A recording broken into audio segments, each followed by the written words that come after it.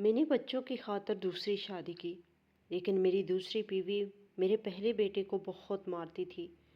میں نے جب بھی پوچھا تو بیٹے نے کہا کہ امی مجھے بہت مارتی ہے۔ بیوی سے پوچھتا تو وہ کہتی کہ میں نے اسے کبھی نہیں مارا، یہ خود اپنے آپ کو نقصان پہنچاتا ہے۔ مجھے سمجھ نہیں آ رہی تھی کہ کس کی بات کا یقین کروں۔ ایک دن میں نے گھر میں خفیہ کیمرہ لگایا، ویڈیو دیکھی تو پیروں تلے سے زمین نکل گئی اور میں دہاڑے مار مار کر رویا، کیونکہ میری بیوی وہ دسمبر کی ایک یخ بستہ اور بے رحم رات تھی، جب ہسپتال کی سفید راہداریوں میں گونجتی ہوئی ایمبولینس کے سائرن کی آواز ہمیشہ کے لیے میرے ذہن میں جم گئی۔ مجھے آج بھی یاد ہے کہ کیسے آمنہ نے میری ہتھیلی پہ اپنا ٹھنڈا پڑتا ہوا ہاتھ رکھا تھا، اور اس کی آنکھوں میں جو کبھی زندگی کی چمک سے روشن تھی، موت کا دھندلکا اتر آیا تھا۔ اس نے آخری بار اپنی کمزور نگاہیں دروازے کی طرف اٹھائی تھی، جہاں ہمارا 9 سالہ بیٹا احسن سہما ہوا کھڑا تھا، جیسے اسے اندازہ ہو گیا تھا کہ اس کی کائنات لوٹنے والی ہے۔ آمنہ کے لب ہلے، شاید وہ مجھے احسن کا خیال رکھنے کا کہنا چاہتی تھی، لیکن الفاظ اس کے حلق میں ہی دم توڑ گئے، اور پھر وہ سیدھی لکیر جو مانیٹر پر چل رہی تھی، ایک چیخ کی طرح میرے وجود کو چیر گئی۔ میں ہاشم، جو اپنے آپ کو ایک مضبوط اور باہمت انسان سمجھتا تھا، اس لمحے ریت کی دیوار کی طرح ڈھہ گیا تھا۔ آمنہ کی وفات محض ایک بیوی کا بچھڑنا نہیں تھا، بلکہ گھر کے اس مرکز کا ختم ہو جانا تھا جس کی گرد میرا اور احسن کا دارومدار گھومتا تھا۔ تدفین کے بعد جب لوگ چلے گئے اور گھر میں وہ پراسرار اور کاٹ کھانے والی خاموشی چھا گئی، تو مجھے پہلی بار تنہائی کے لفظ کا اصل مفہوم سمجھ آیا۔ گھر کی ہر دیوار، ہر پردہ اور ہر چیز آمنہ کی یاد دلا رہی تھی۔ سب سے مشکل مرحلہ احسن کو سنبھالنا تھا۔ وہ بچہ جو کبھی ایک پل اپنی ماں کے بغیر نہیں رہتا تھا، اب پتھر کی مورت بن چکا تھا۔ وہ نہ رویا نہ چلایا، بس ایک کونے میں بیٹھ کر خالی نظروں سے خلا میں گھورتا رہا۔ یہ خاموشی میرے لیے اس کی چیخوں سے زیادہ اذیت ناک تھی۔ میں نے اسے سینے سے لگایا، میرے آنسو اس کے بالوں میں جذب ہو رہے تھے، لیکن وہ بالکل ساکت تھا۔ میں نے اس کے کان میں لرزتی ہوئی آواز میں کہا، احسن بیٹا، میں ہوں نا، ہم دونوں مل کر رہیں گے۔ لیکن میں جانتا تھا کہ باپ کبھی ماں کا متبادل نہیں ہو سکتا۔ اگلے 2 سال میری زندگی کا مشکل ترین امتحان ثابت ہوئے۔ میں نے اپنے دفتر، اپنی ترقی، اپنی سماجی زندگی، سب کچھ داؤ پر لگا دیا۔ میں صبح سویرے اٹھتا، احسن کے لیے ناشتہ بناتا جو اکثر جل جاتا، یا اس کا ذائقہ ویسا نہ ہوتا جیسا آمنہ بناتی تھی، لیکن احسن خاموشی سے کھا لیتا۔ میں اسے خود سکول تیار کرتا، اس کے جوتوں کے تسمے باندھتا، اور پھر دفتر میں بیٹھ کر سارا دن یہی سوچتا رہتا کہ وہ گھر آ کر اکیلا کیا کر رہا ہوگا۔ رات کو جب ہم دونوں بستر پر لیٹتے تو احسن میرا ہاتھ پکڑ کر سوتا۔ اکثر راتوں کو میں جاگتا رہتا اور اس کے معصوم چہرے کو دیکھتا، جس پر ماں کی جدائی نے ایک مستقل اداسی تھوپ دی تھی۔ میں نے احسن کو ماں اور باپ دونوں کا پیار دینے کی کوشش کی۔ میں اس کے ساتھ کرکٹ کھیلتا، اسے پارک لے جاتا، اس کی چھوٹی چھوٹی خواہشات پوری کرتا، لیکن اس کی آنکھوں میں وہ ویرانی کبھی ختم نہ ہوئی جو آمنہ کے جانے سے آئی تھی۔ ہم دونوں ایک دوسرے کا سہارا بن گئے تھے۔ احسن میری دنیا تھا اور میں اس کی کل کائنات۔ میں نے فیصلہ کر لیا تھا کہ میں کبھی دوسری شادی نہیں کروں گا، کیونکہ مجھے ڈر تھا کہ کوئی دوسری عورت میرے بیٹے کے جذبات کو نہیں سمجھ پائے گی، یا شاید کہانیوں والی ستیری ماں کا کردار میرے بیٹے کی نفسیات کو مزید کچل دے گا۔ میں ہاشم، ایک سوٹڈ بوٹڈ، سنجیدہ اور کم گو انسان، گھر کے کچن میں ایپرن باندھے برتن دھوتے ہوئے اکثر خود کو آئینے میں دیکھتا تو مجھے اپنی آنکھوں میں ایک تھکا ہوا، ہارا ہوا شخص نظر آتا۔ لیکن جیسے ہی احسن پاپا کہہ کر پکارتا، میری ساری تھکن دور ہو جاتی۔ مجھے لگتا تھا کہ ہم دونوں اسی طرح زندگی گزار لیں گے، ایک دوسرے کے زخموں پر مرہم رکھتے ہوئے۔ لیکن قدرت نے ہمارے لیے کچھ اور ہی لکھ رکھا تھا، اور انسان کی منصوبہ بندی تقدیر کے فیصلوں کے سامنے کتنی بے بس ہوتی ہے، یہ مجھے آنے والے دنوں میں سمجھ آنے والا تھا۔ وقت کا پہیہ اپنی رفتار سے گھومتا رہا، لیکن ہمارے گھر کا نظام دھرم بھرم ہی رہا۔ جیسے جیسے احسن بڑا ہو رہا تھا، اس کی ضروریات بھی بڑھ رہی تھی، اور میری تنہائی بھی۔ خاندان والوں، خاص طور پر میری بہنوں اور خلاؤں نے اب مجھے باقاعدہ گھیرنا شروع کر دیا تھا۔ ہر خاندانی تقریب میں مجھے ایک ہی طعنہ سننے کو ملتا: ہاشم، تم خود پر ظلم کر رہے ہو سو کر رہے ہو، اس معصوم بچے پر کیوں ظلم کر رہے ہو؟ اسے ایک ماں کی ضرورت ہے۔ میں ہمیشہ مسکرا کر بات ٹال دیتا۔ اپنی سنجیدہ طبیعت کے باعث میں بحث کا قائل نہیں تھا، لیکن اندر ہی اندر ان کی باتیں مجھے سوچنے پر مجبور کر رہی تھی۔ ایک بار احسن شدید بیمار ہو گیا، اسے تیز بخار تھا، اور وہ پوری رات کہہ کرتا رہا۔ میں اس کے سرہانے بیٹھا گیلے کپڑے کی پٹیاں رکھتا رہا۔ صبح جب ڈاکٹر آیا تو اس نے مجھے ایک چبھتی ہوئی نظر سے دیکھا اور کہا: مسٹر ہاشم، بچے کو صرف دوائی نہیں، وقت اور مناسب دیکھ بھال کی ضرورت ہے۔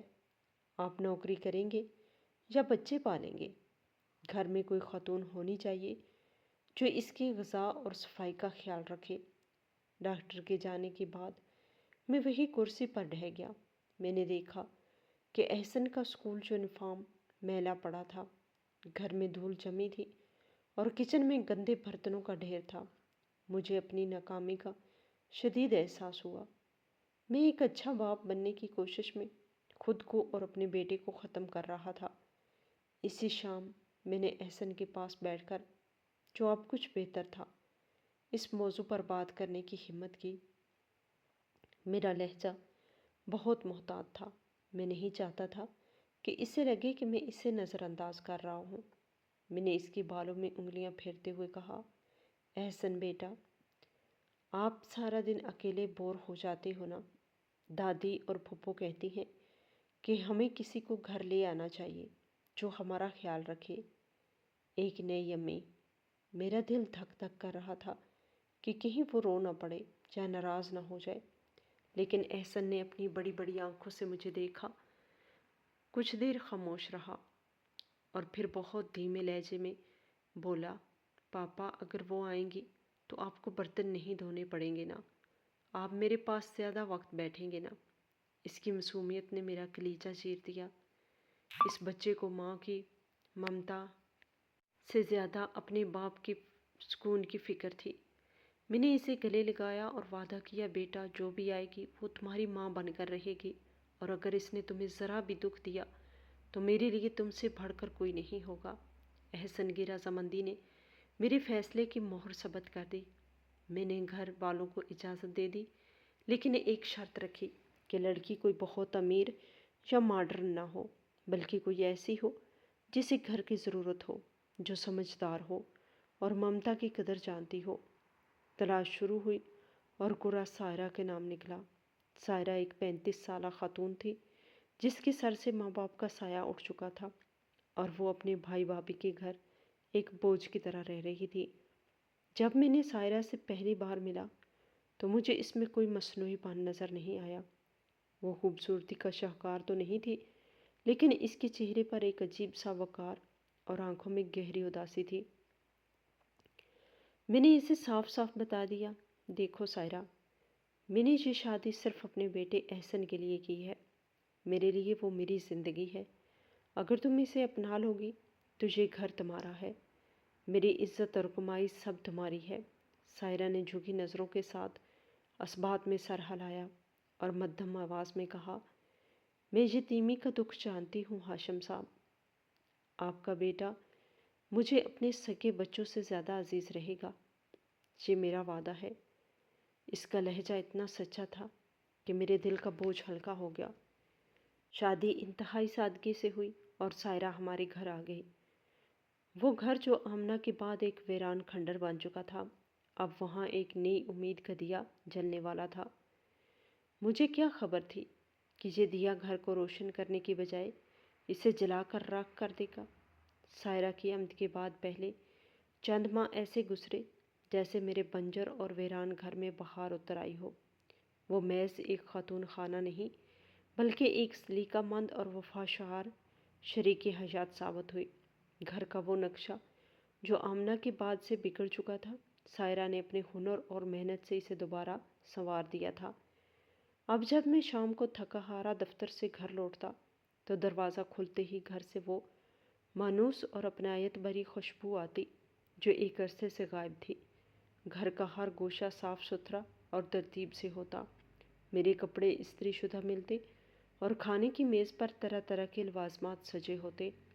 لیکن اس سب سے بڑھ کر جو چیز مجھے متاثر کر رہی تھی وہ سائرہ کا اپنا وجود تھا۔ وہ بہت کم گو اور شرمیلی تھی، لیکن اس کی خاموشی میں ایک گہرا سکون تھا۔ شروع کے دنوں میں ہمارے درمیان بات چیت صرف ضروریات تک ہی محدود رہی، لیکن آہستہ آہستہ اس اجنبیت کی دیوار میں دراڑیں پڑنے لگی۔ مجھے یاد ہے ایک سرد شام جب میں بالکونی میں بیٹھا فائلیں دیکھ رہا تھا، سائرہ میرے لیے چائے لے کر آئی۔ اس نے کپ میرے سامنے رکھا تو میں نے دیکھا کہ اس کے ہاتھ کانپ رہے تھے۔ میں نے بے اختیار اس کی طرف دیکھا اور مسکرا کر کہا، سائرہ، تم نے اس گھر کو وہ سکون دیا ہے جس کے لیے میں ترس گیا تھا۔ میں تمہارا جتنا شکریہ ادا کروں کم ہے۔ میری بات سن کر اس کی گالوں پر حیا کی سرخی دوڑ گئی اور اس نے اپنی نظریں جھکا لی، لیکن اس پل میں نے اس کی آنکھوں میں جو اپنے لیے جو احترام اور دبی دبی چاہت دیکھی، اس نے میرے دل کے کسی ویران کونے میں محبت کی ایک نئی شمع روشن کر دی۔ یہ وہ محبت نہیں تھی جو مجھے آمنہ سے تھی، بلکہ یہ ایک پختہ، سنجیدہ اور شکر گزاری سے بھرا احساس تھا کہ کوئی ہے جو میری اور میرے گھر کی پرواہ کرتا ہے۔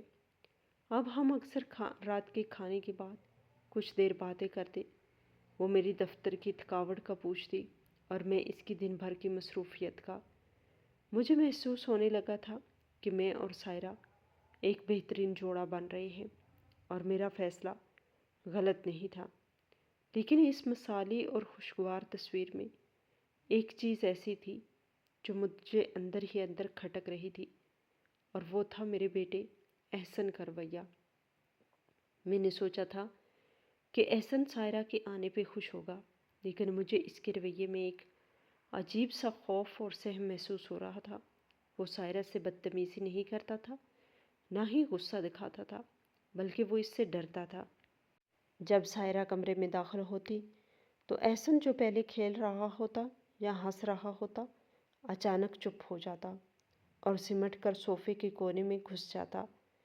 اس کی نظریں سائرہ پر نہیں ہوتی بلکہ فرش پر گڑ جاتی، جیسے وہ کسی بہت سخت استاد یا کسی خوفناک اجنبی کے سامنے بیٹھا ہو۔ شروع میں مجھے لگا کہ یہ صرف ابتدائی جھجک ہے، لیکن وقت گزرنے کے ساتھ یہ خوف کم ہونے کی بجائے بڑھتا دکھائی دیا۔ ایک روز ہم تینوں ڈائننگ ٹیبل پر کھانا کھا رہے تھے۔ سائرہ نے پیار سے احسن کی پلیٹ میں بوٹی رکھنے کے لیے ہاتھ بڑھایا تو احسن کا رد عمل اتنا شدید تھا کہ میں چونک گیا۔ جیسے ہی سائرہ کا ہاتھ اس کے قریب آیا، احسن ایک دم پیچھے ہٹا اور اس کا جسم کانپنے لگا۔ اس کی آنکھوں میں ایسا خوف تھا جیسے سائرہ اسے مارنے لگی ہو۔ سائرہ کا ہاتھ ہوا میں ہی رک گیا، اس کا چہرہ فک ہو گیا اور اس نے شرمندگی سے میری طرف دیکھا۔ میں نے فوراً بات سنبھالنے کے لیے کہا، احسن بیٹا، امی صرف کھانا دے رہی ہیں، آپ ڈر کیوں گئے؟ احسن نے کچھ نہیں کہا، بس پانی کا گلاس ہونٹوں سے لگایا اور اس کے ہاتھ لرز رہے تھے۔ اس رات سائرہ میرے پاس آئی، اس کی آنکھوں میں آنسو تھے۔ اس نے رندھی ہوئی آواز میں کہا، ہاشم صاحب، مجھے لگتا ہے کہ احسن مجھ سے ڈرتا ہے۔ شاید اسے لگتا ہے کہ میں سوتیلی ماں ہوں تو میں اسے ماروں گی۔ میں نے کبھی اسے اونچی آواز میں بات تک نہیں کی۔ پھر وہ مجھ سے اتنا خائف کیوں ہے؟ میں نے سائرہ کے ہاتھ اپنے ہاتھوں میں لیے اور اسے تسلی دی۔ پاگل مت بنو سائرہ، تم بہت اچھی ماں ہو۔ احسن نے بچپن سے سوتیلی ماؤں کی خوفناک کہانیاں سن رکھی ہیں۔ اس کے ذہن سے یہ خوف نکلنے میں وقت لگے گا۔ تم اپنی محبت جاری رکھو، وہ پگھل جائے گا۔ میں سائرہ کو تو تسلی دے رہا تھا، لیکن میرے اپنے دل میں وسوسوں کے سانپ رینگنے لگے تھے۔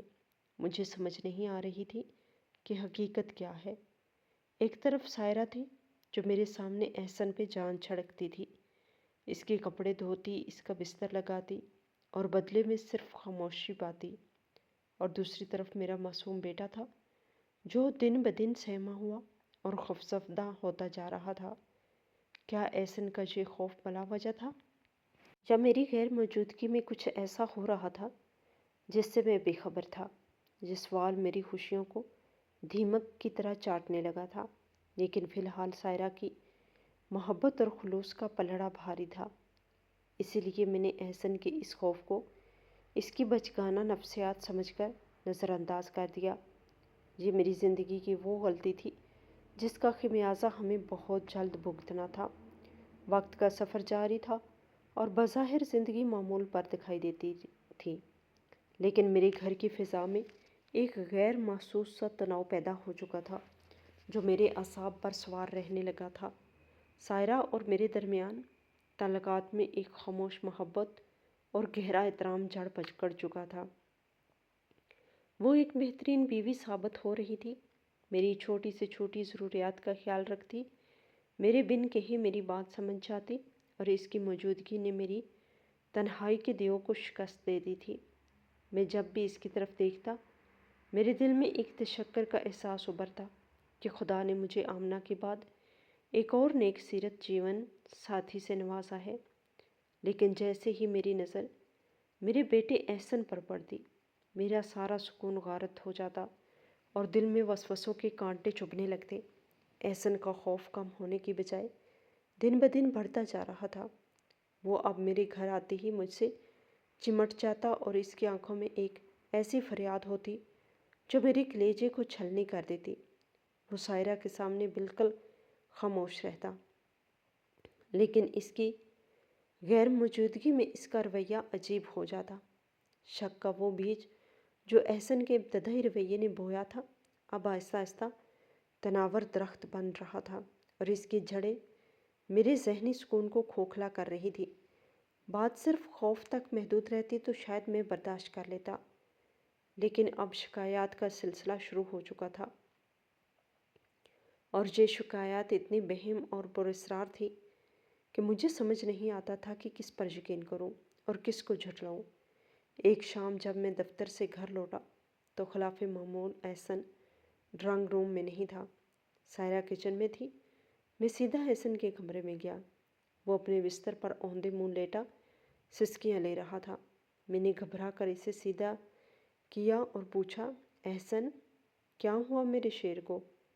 تم رو کیوں رہے ہو؟ اس نے پہلے تو کچھ نہیں کہا، بس اپنی نم آنکھیں مجھ پر گاڑ دی، پھر بہت دھیمی آواز میں بولا، پاپا مجھے بہت بھوک لگی ہے۔ میں حیران رہ گیا۔ گھڑی دیکھی تو رات کے 8 بج رہے تھے۔ میں نے غصے اور حیرت سے پوچھا، کیا مطلب؟ امی نے تمہیں کھانا نہیں دیا؟ احسن نے نفی میں سر ہلایا اور پھر سہمے ہوئے انداز میں دروازے کی طرف دیکھا، جیسے اسے ڈر ہو کہ کوئی سن نہ لے۔ اس نے سرگوشی کی، میں نے مانگا تھا، لیکن آنٹی نے کہا کہ ابھی پاپا آئیں گے تو سب ساتھ کھائیں گے۔ مجھے دوپہر کو بھی بہت تھوڑا کھانا ملا تھا۔ میرا خون کھول اٹھا۔ ایک 11 سالہ بچہ بھوک سے رو رہا ہو اور گھر میں اناج کی کمی نہ ہو، یہ میرے لیے ناقابل برداشت تھا۔ میں غصے کے عالم میں باہر نکلا اور سائرہ کو آواز دی۔ سائرہ ہاتھ پونچھتے ہوئے کچن سے نکلی۔ اس کے چہرے پر وہی روایتی مسکراہٹ تھی، لیکن میرا چہرہ دیکھ کر اس کی مسکراہٹ سمٹ گئی تھی۔ میں نے سختی سے پوچھا، سائرہ احسن کو کھانا کیوں نہیں دیا تم نے؟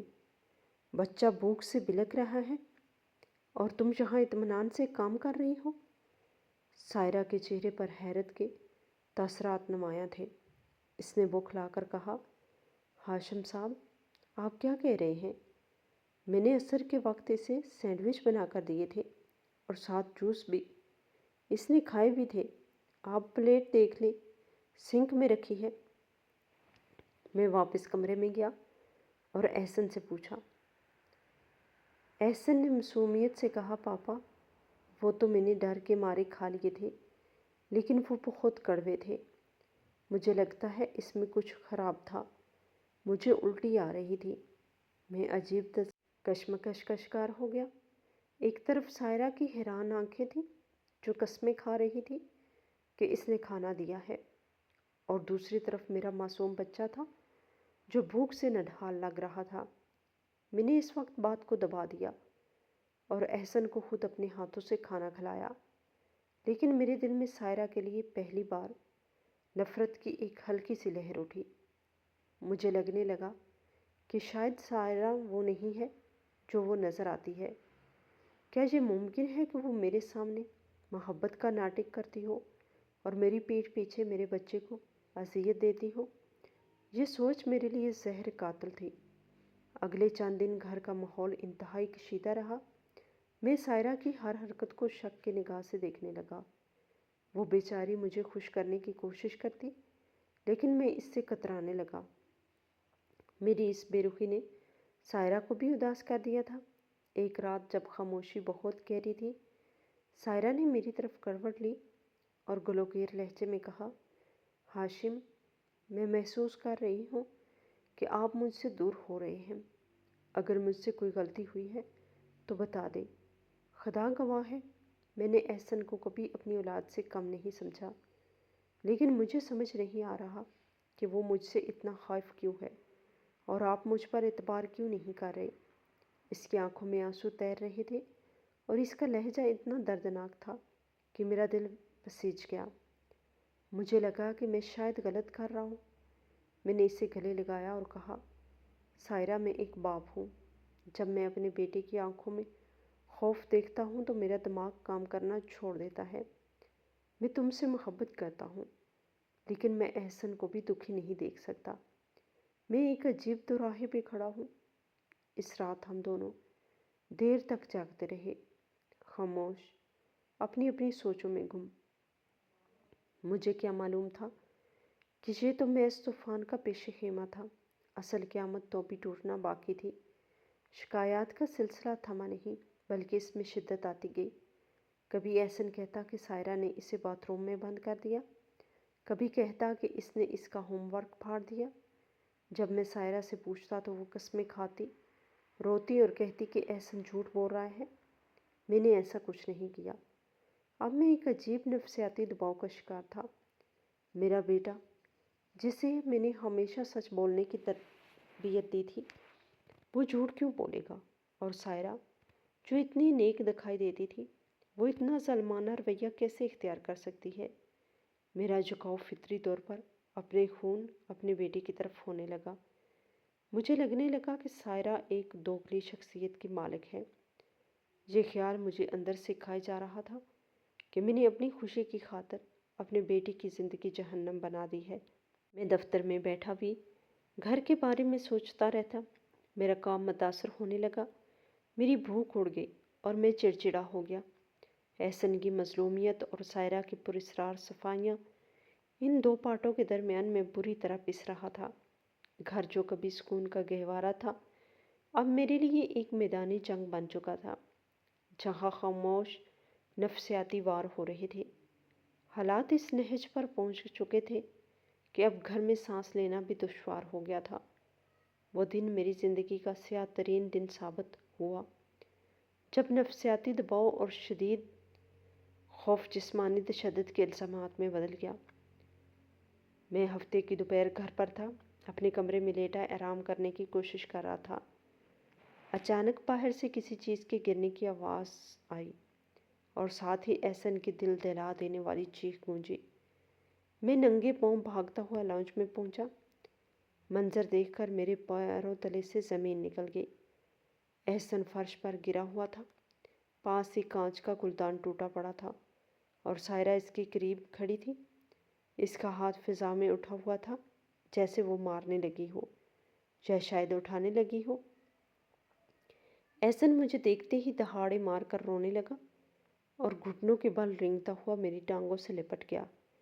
پاپا بچائیں، یہ مجھے مار دیں گی، انہوں نے مجھے دھکا دیا ہے، پاپا مجھے ان کے پاس نہیں رہنا۔ اس کی آواز میں اتنی دہشت تھی کہ میرا پورا وجود کانپ اٹھا۔ میں نے احسن کو اٹھایا اور سائرہ کی طرف دیکھا۔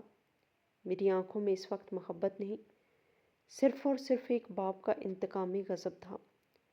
سائرہ کا رنگ ہلدی کی طرح زرد ہو چکا تھا۔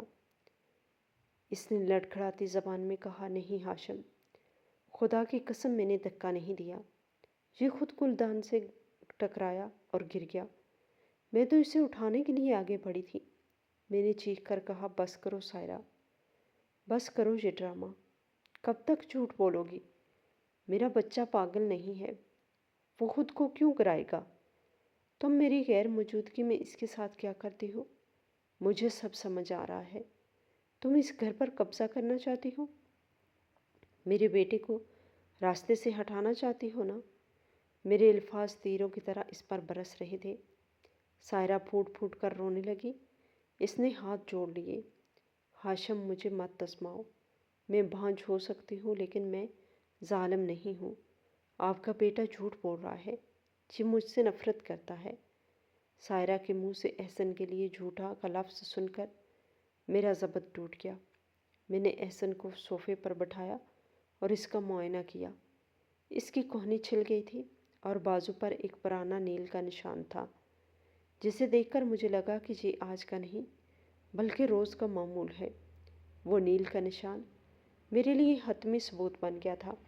میں نے نفرت سے سائرہ کی طرف دیکھا اور کہا، تمہاری زبان اور تمہارے اعمال میں زمین آسمان کا فرق ہے۔ میں نے تمہیں سر کا تاج بنایا تھا لیکن تم نے میرے اعتماد کا گلا گھونٹ دیا۔ اس رات گھر میں کھانا نہیں بنا۔ احسن میرے ساتھ کمرے میں سویا۔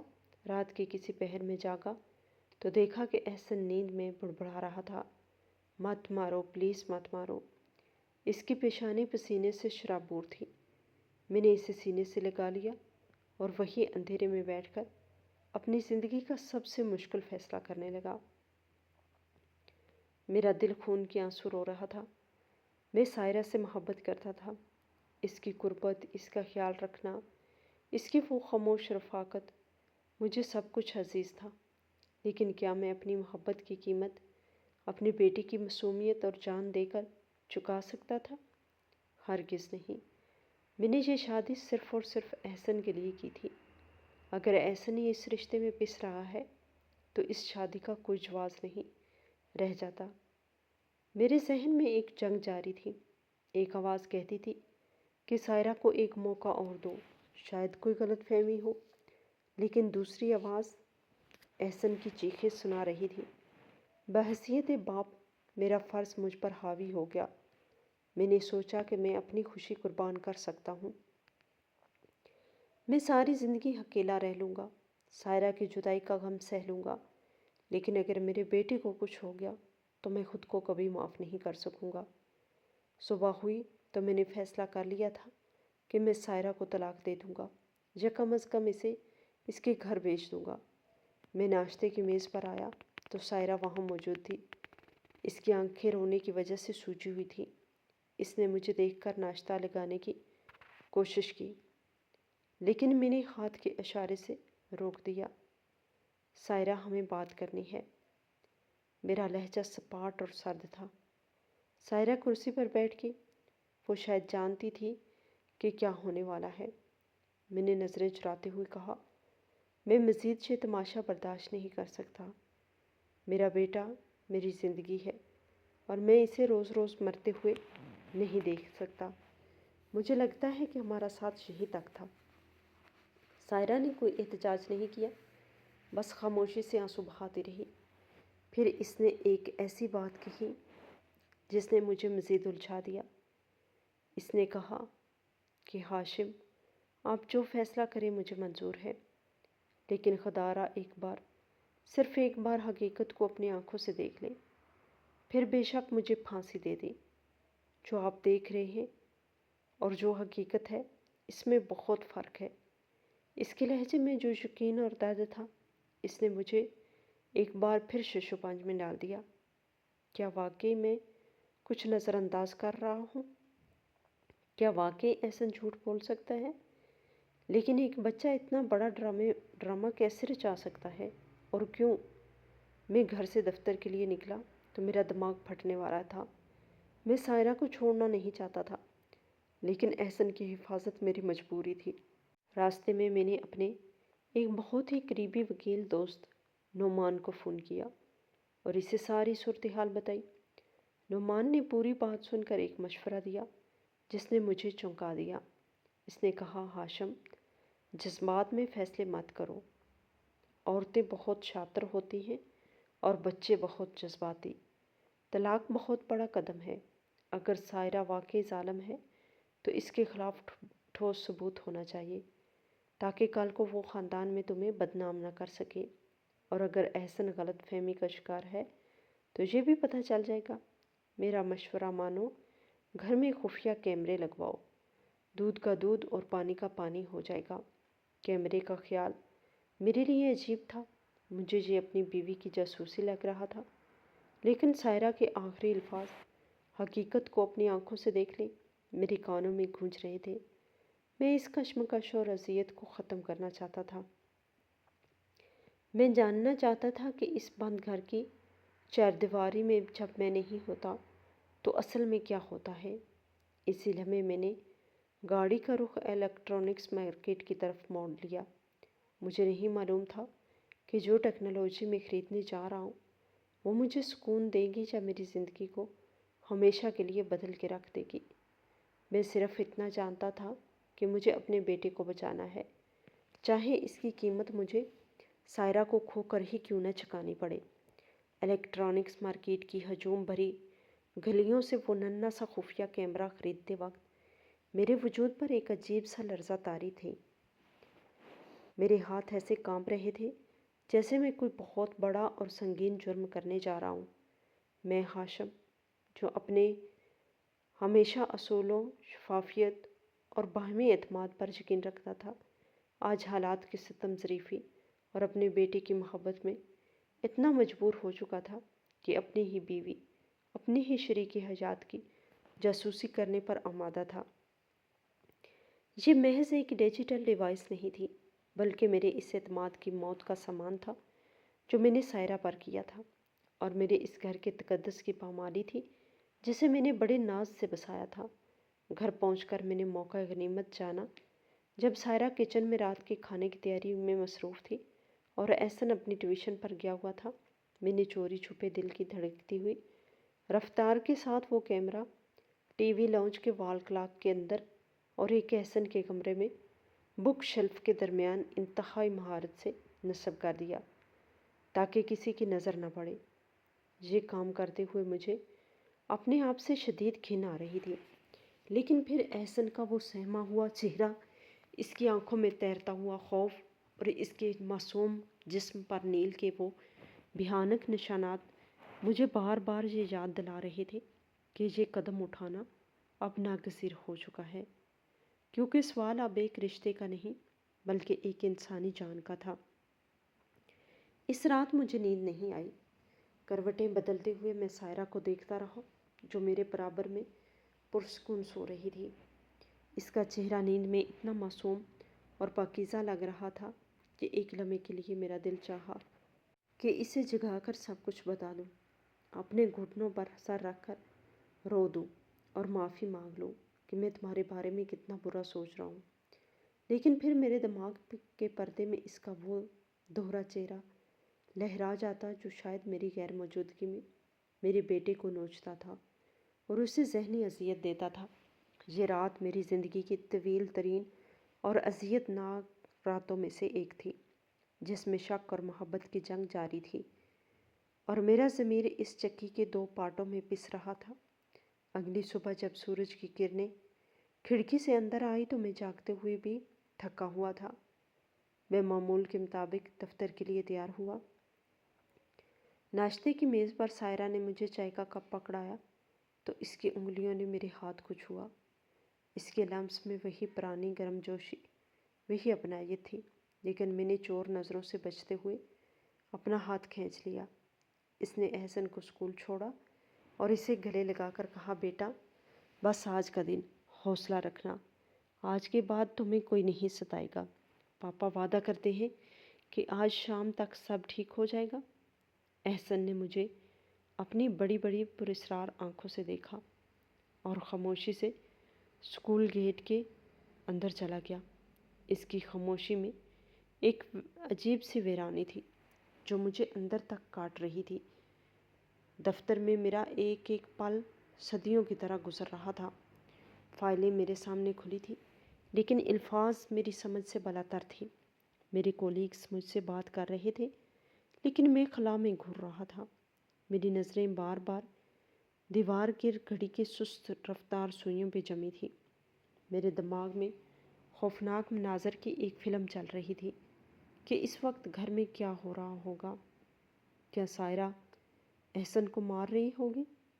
کیا وہ اسے بھوکا رکھ رہی ہوگی یا شاید اسے باتھ روم میں بند کر دیا ہوگا؟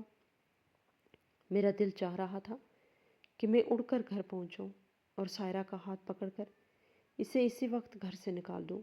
دوپہر کے 3 بجے جب احسن کے اسکول سے گھر پہنچنے کا وقت ہوا تو مجھ سے مزید ضبط نہ ہوا۔ میں نے اپنی ایک انتہائی اہم میٹنگ کینسل کی، اپنا لیپ ٹاپ بیگ میں ڈالا اور گھر کی طرف گاڑی دوڑا دی۔ میرا دل سینے میں ہتھوڑے کی طرح بج رہا تھا اور ماتھے پہ پسینے کے قطرے نمودار ہو رہے تھے۔ یہ سفر میرے لیے صرف گھر کا سفر نہیں تھا بلکہ سچائی کے اس جہنم کا سفر تھا جس کا سامنا کرنے کے لیے میں ذہنی طور پر تیار نہیں تھا۔ جب میں گھر پہنچا تو گھر میں گہری پراسرار خاموشی تھی، ایسی خاموشی جو طوفان کے گزر جانے کے بعد ہوتی ہے۔ سائرہ شاید اپنے کمرے میں تھی اور احسن اپنے کمرے میں۔ میں نے کسی کو بلائے بغیر ڈرائنگ روم کا دروازہ اندر سے بند کیا۔ ایئر کنڈیشنر کی ٹھنڈک بھی میرے پسینے کو خشک کرنے سے قاصر تھی۔ میں نے اپنا لیپ ٹاپ نکالا اور لرزتے ہاتھوں سے میموری کارڈ کنیکٹ کیا۔ سکرین روشن ہوئی اور ویڈیو فائل سامنے آ گئی۔ میں نے ایک گہری سانس لی، آنکھیں بند کر کے خدا سے ہمت مانگی اور ویڈیو پلے کر دی۔ مجھے لگا تھا کہ میں سائرہ کا ظلم دیکھوں گا اور پھر جا کر اسے گھر سے نکال دوں گا، لیکن جو کچھ سکرین پر نمودار ہوا اس نے میری روح تک کو فنا کر دیا اور میرے تمام تر نظریات کو جڑ سے اکھاڑ پھینکا۔ ویڈیو شروع ہوئی تو منظر صاف تھا۔ دوپہر کے 2:30 بج رہے تھے۔ گھر کا مرکزی دروازہ کھلا اور احسن اندر داخل ہوا۔ سائرہ کچن سے فوراً باہر آئی۔ اس کے چہرے پر تھکاوٹ تھی لیکن وہ مسکرا رہی تھی۔ اس کے ہاتھ میں پانی کا گلاس تھا۔ وہ احسن کی طرف بڑھی اور بڑے پیار سے ممتا بھرے بھرپور لہجے میں کہا، احسن بیٹا آگے، بہت گرمی ہے باہر، لاؤ بیگ مجھے دے دو اور ہاتھ منہ دھو لو۔ میں نے تمہارے پسندیدہ نیگٹس بنائے ہیں اور ٹھنڈا جوس بھی تیار ہے۔ میں اپنی سانس روک کے سکرین پر نظریں جمائے بیٹھا تھا، منتظر تھا کہ اب سائرہ کا لہجہ بدلے گا، اب وہ پانی کا گلاس اس کے منہ پہ مارے گی یا ڈانٹے گی، لیکن جو ہوا وہ میری توقعات کے بالکل برعکس تھا۔ جیسے ہی سائرہ نے بیگ لینے کے لیے ہاتھ بڑھایا، میرے معصوم اور سہمے ہوئے احسن نے پوری قوت سے اپنا بھاری اسکول بیگ سائرہ کے منہ پہ دے مارا۔ بیگ کی زپ شاید سائرہ کے ہونٹ یا ماتھے پہ لگی۔ وہ درد سے کرائی اور لڑکھڑا کر پیچھے صوفے پہ گر گئی۔ پانی کا گلاس اس کے ہاتھ سے چھوٹ کر قالین پر گر پڑا۔ میری آنکھیں پھٹی کی پھٹی رہ گئی۔ یہ کیا تھا؟ میں نے ویڈیو کو ریوائنڈ کیا۔ شاید مجھے دیکھنے میں غلطی ہوئی ہو، شاید سائرہ نے کچھ پہلے کیا ہو، لیکن نہیں، یہ میرا بیٹا ہی تھا جس کے چہرے پر اس وقت معصومیت نہیں بلکہ ایک فاقانہ درندگی اور نفرت تھی، ایسی نفرت جو کسی دشمن کے لیے ہوتی ہے۔ احسن نے جوتے اتارے، بغیر صوفے پر چھلانگ لگائی اور سائرہ پہ چیخا، ہٹ جاؤ یہاں سے، مجھے تمہاری شکل نہیں دیکھنی، تم کیوں آئی ہو میرے گھر؟ میں نے پاپا سے کہا تھا کہ مجھے تم نہیں چاہیے، تم ڈائن ہو۔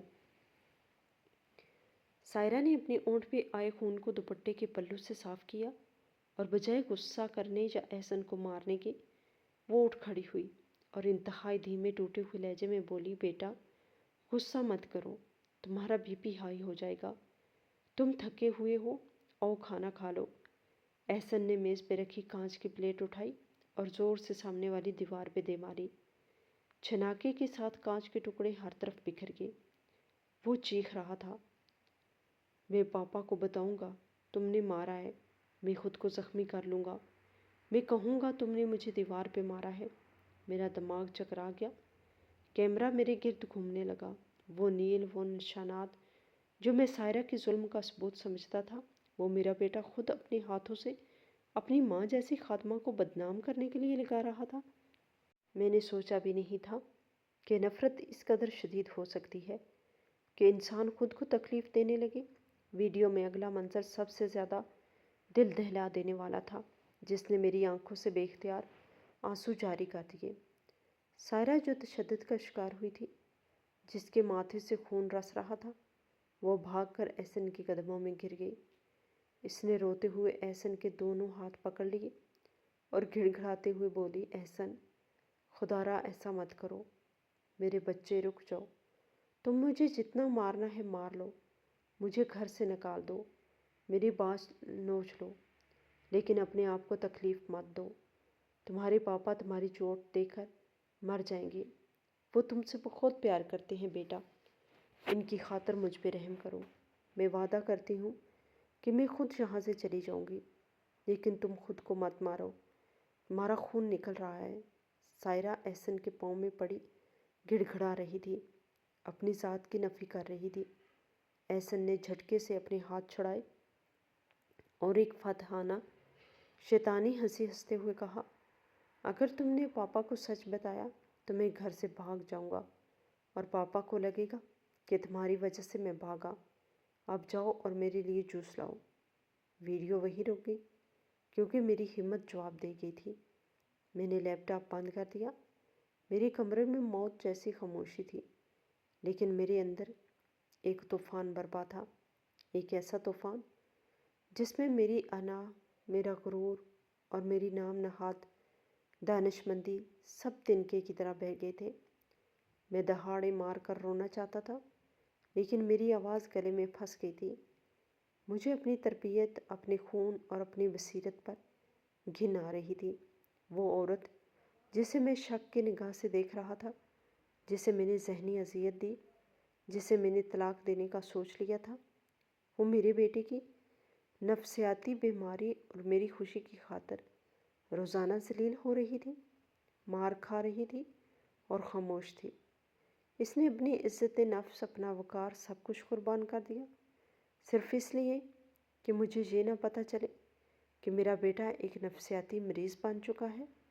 وہ جانتی تھی کہ ہاشم یہ صدمہ برداشت نہیں کر سکے گا کہ اس کا بیٹا اس قدر شاطر ہے۔ اس نے خاموشی کا زہر پی لیا تاکہ میرا بھرم قائم رہے۔ میں کسی زندہ لاش کی طرح لڑکھڑاتے قدموں سے اٹھا۔ میری ٹانگوں میں جان نہیں تھی، آنکھیں ندامت سے آنسوؤں سے دھندلی تھی۔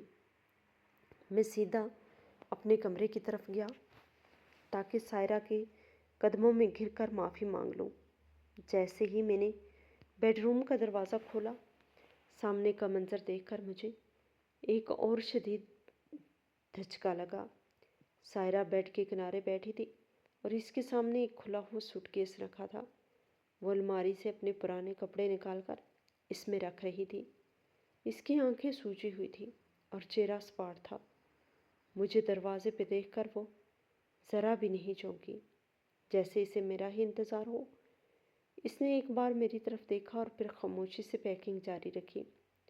میں چند لمحے ساکت رہا، حلق میں کانٹے چبھ رہے تھے۔ پھر بمشکل میری آواز نکلی، سائرہ، یہ تم کیا کر رہی ہو؟ سائرہ نے کپڑوں کی آخری تہہ لگائی اور بہت دھیمی، تھکی ہوئی آواز میں کہا، ہاشم صاحب، میں اپنا سامان پیک کر رہی ہوں۔ یہ وہ کپڑے ہیں جو میں اپنے بھائی کے گھر سے لائی تھی۔ آپ کی دی ہوئی کوئی چیز، کوئی زیور میں نے نہیں لیا۔ آپ چاہیں تو چیک کر لیں۔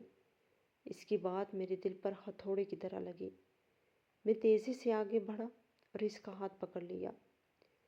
یہ تم کیسی باتیں کر رہی ہو سائرہ؟ تم کہاں جا رہی ہو؟ سائرہ نے دھیرے سے اپنا ہاتھ چھڑایا۔ اس کی آنکھوں میں آنسو بھر آئے اور وہ بولی، ہاشم صاحب، کل آپ نے کہا تھا کہ ہمارا ساتھ شہید تک ہے، آپ طلاق دینا چاہتے ہیں۔ میں نے سوچا کہ اس سے پہلے آپ مجھے کاغذ بھجوائیں اور مجھے دھکے دے کر نکالیں، میں خود اپنی عزت بچا کر چلی جاؤں۔ میں آپ کی زندگی کا روگ نہیں بننا چاہتی۔ احسن کی خوشی آپ کی خوشی ہے، اور اگر میری موجودگی اس گھر میں زہر گھول رہی ہے تو میرا جانا ہی بہتر ہے۔ بس میری آپ سے ایک آخری درخواست ہے، ایک بھیک ہے۔ وہ روتے ہوئے میرے سامنے ہاتھ جوڑ کر کھڑی ہو گئی۔ مجھے طلاق مت دیجیے گا، مجھے طلاق کا کاغذ مت بھیجیے گا۔ ہمارے معاشرے میں طلاق یافتہ عورت کے لیے جینا بہت مشکل ہوتا ہے، لوگ جینے نہیں دیں گے۔ میرے بھائی بھابھی مجھے تانے دے دے کر مار دیں گے۔ میں بس الگ ہو جاؤں گی، سب سے کہوں گی کہ میں اپنی مرضی سے آئی ہوں، آپ کا نام بدنام نہیں ہونے دوں گی۔ بس مجھے اس طلاق کے دھبے سے بچا لیں، اتنا احسان کر دیں مجھ پر۔ سائرہ کی یہ بات سن کر میرا ضبط مکمل طور پر ٹوٹ گیا۔ میں اب کھڑا نہیں رہ سکتا تھا۔ میں وہی فرش پر اس کے قدموں میں بیٹھ گیا اور پھوٹ پھوٹ کر رونے لگا۔ خدا کے لیے مجھے معاف کر دو سائرہ، مجھے معاف کر دو۔ میں بہت بڑا مجرم ہوں۔ میں نے تم جیسی فرشتہ صفت عورت پر شک کیا۔ میں نے ہیرے کو پتھر سمجھا۔ میں اندھا ہو گیا تھا سائرہ، مجھے اپنی اولاد کی محبت نے اندھا کر دیا تھا۔ سائرہ حیران رہ گئی تھی۔ وہ مجھے اٹھانے کی کوشش کرنے لگی۔ ہاشم صاحب، یہ آپ کیا کر رہے ہیں؟ اٹھیں، آپ کیوں معافی مانگ رہے ہیں؟ قصور تو میرا ہے اور میں آپ کے گھر کا سکون نہیں بن سکی۔ میں نے نفی میں سر ہلایا اور بھیگی آنکھوں سے اس کی طرف دیکھا۔ نہیں سائرہ، قصور تمہارا نہیں، قصور میری تربیت کا ہے، قصور میری آنکھوں کا ہے جو سچ نہیں دیکھ سکی۔ میں سب جان گیا ہوں سائرہ، میں نے سب دیکھ لیا ہے۔ سائرہ الجھن میں پڑ گئی۔ کیا دیکھ لیا ہے؟ کل تک تو آپ مجھے گھر سے نکالنے کی باتیں کر رہے تھے، آج اچانک آپ کو میرا اعتبار کیسے ہو گیا؟ میں نے سسکیاں لیتے ہوئے کہا۔ میں نے کیمرے لگائے تھے سائرہ، میں تمہاری جاسوسی کر رہا تھا۔ میں دیکھنا چاہتا تھا کہ تم میرے بیٹے پر کتنا ظلم کرتی ہو، لیکن وہ کیمرے مجھے میرا ہی گناہ دکھا گئے۔ میں نے دیکھا کہ کیسے تم احسن کے جوتے کھا کر بھی اسے کھانا دے رہی تھی۔ میں نے دیکھا کہ کیسے وہ خود کو مار رہا تھا اور تم اس کے پیروں میں گر کر بھیک مانگ رہی تھی کہ وہ خود کو نقصان نہ پہنچائے۔ تم اس لیے چپ تھی نا کہ میں ٹوٹ نہ جاؤں، تم اس لیے ذلیل ہو رہی تھی کہ باپ بیٹے کا رشتہ بچ جائے۔ سائرہ سن کر پتھر کی طرح ساکت ہو گئی۔ اس کی آنکھوں سے آنسوؤں کی ایک لڑی بہہ نکلی۔ وہ دھیرے سے فرش پر میرے برابر بیٹھ گئی اور بولی، ہاشم، میں کیسے بتاتی آپ کو؟ آپ کی جان ہے احسن۔ اگر میں کہتی کہ آپ کا معصوم بچہ ذہنی مریض ہو چکا ہے، وہ شاطر ہو چکا ہے، تو آپ کو لگتا میں سوتیلی ماں ہوں، اس لیے بہتان لگا رہی ہوں، اور اگر آپ مان بھی جاتے تو شاید اس صدمے سے مر جاتے۔ میں نے سوچا میں بری بن کر چلی جاؤں گی تو کم از کم آپ کا بیٹا تو آپ کی نظروں میں معتبر رہے گا۔ میں نے اسے ٹوکا اور مضبوطی سے اس کے کندھے تھام لیے۔